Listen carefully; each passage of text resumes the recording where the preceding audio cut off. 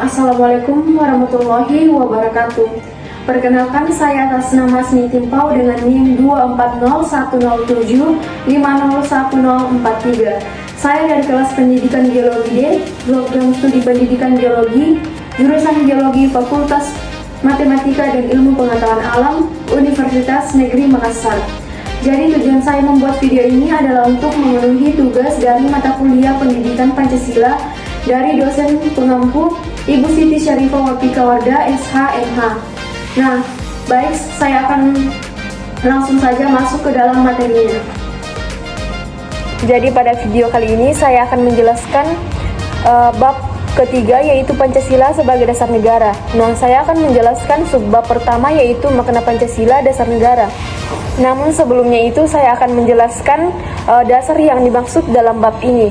Nah, dasar yang dimaksud dalam bab ini yaitu dasar filsafat negara yang merupakan kedudukan utama atau kedudukan pokok dalam Pancasila. Nah, dalam Pancasila sebagai dasar negara memiliki 3 implikasi. Yang pertama itu implikasi politik, implikasi etis, dan implikasi yuridis. Nah, implikasi pertama yaitu implikasi politis, di mana implikasi politis menjadikan Pancasila sebagai sumber ideologi nasional, dan implikasi etik yaitu implikasi yang menjadikan Pancasila sebagai sumber norma etik bernegara. Dan yang ketiga itu ada implikasi yuridis, di mana implikasi yuridis ini menjadikan Pancasila sebagai sumber hukum negara. Baik, pada poin pertama yaitu makna Pancasila dasar negara. Nah, makna Pancasila sebagai dasar negara adalah sebagai pedoman fundamental berbangsa dan bernegara. Nah, makna Pancasila sebagai dasar negara ini memiliki fungsi sebagai ideologi, pandangan hidup, serta cita-cita bernegara, yang berarti Pancasila menjadi sumber dasar penyelenggaraan pemerintahan serta kehidupan bermasyarakat. Nah, adapun Pancasila menurut beberapa para ahli, yang pertama itu menurut Notonegoro. Nah, menurut Notonegoro, Pancasila merupakan asas kerohanian negara yang mempunyai kedudukan istimewa di antara unsur-unsur pokok kaidah fundamental negara. Yang kedua, menurut Darji Darmodiharjo, yaitu Pancasila sebagai dasar negara memiliki makna yang lebih filosofis dan mendalam.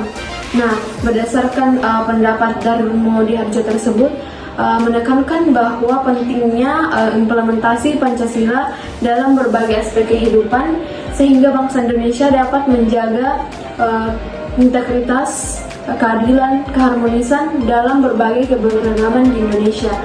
Nah, berdasarkan dua pendapat para ahli tersebut, dapat disimpulkan bahwa makna Pancasila sebagai dasar negara menjadi pedoman penyelenggaraan kehidupan berbangsa dan bernegara di Indonesia.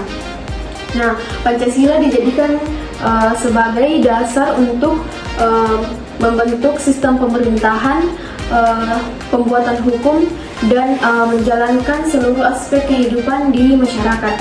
Baik, sebelumnya saya sudah menjelaskan poin pertama, yaitu makna Pancasila dasar negara. Nah, selanjutnya saya akan menjelaskan poin kedua, yaitu pengertian Pancasila sebagai dasar negara.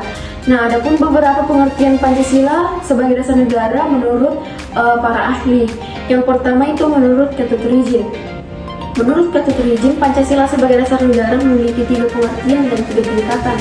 Nah, tingkatan yang pertama yaitu Pancasila sebagai dasar negara bersifat abstrak dan universal seperti yang tercantum dalam pembukaan Undang-Undang Dasar Negara Republik Indonesia tahun 1945. Nah, tingkatan kedua yaitu Pancasila sebagai pedoman penyelenggaraan negara yang bersifat umum kolektif seperti yang tercantum dalam Undang-Undang Dasar Negara Republik Indonesia tahun 1945. Nah, ada tingkatan yang ketiga yaitu Pancasila sebagai petunjuk kebijakan penyelenggaraan negara Indonesia yang bersifat khusus dan konkret seperti yang tercantum dalam Undang-Undang, Peraturan Pemerintahan, dan Peraturan Presiden. Baik, selanjutnya adapun pengertian Pancasila menurut Notonegoro. Menurut Notonegoro, Pancasila sebagai dasar negara merupakan landasan filosofis, ideologis, dan normatif bagi penyelenggaraan negara Indonesia. Hal ini berarti bahwa Pancasila menjadi pedoman fundamental terhadap penyelenggaraan kehidupan berbangsa dan bernegara di Indonesia yang meliputi aspek seluruh hukum, politik, sosial, dan budaya. Nah, selanjutnya berdasarkan pernyataan Notonegoro tersebut, Notonegoro menegaskan bahwa Pancasila sebagai sumber dari segala sumber hukum dan menjadi tata tertinggi dalam hukum di Indonesia. Baik, mungkin itu saja yang dapat saya paparkan, dan kesimpulan yang dapat saya ambil dari pemaparan tersebut bahwa Pancasila sebagai dasar negara di Indonesia memiliki makna yang sangat penting bagi kehidupan bernegara dan berbangsa di Indonesia. Nah, Pancasila ini tidak hanya menjadi dasar negara, tetapi juga menjadi sumber norma hukum dan menjadi alat pemersatu negara. Mungkin itu saja yang dapat saya sampaikan, kurang lebihnya mohon dimaafkan.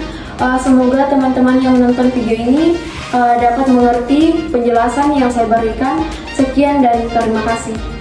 Bye-bye.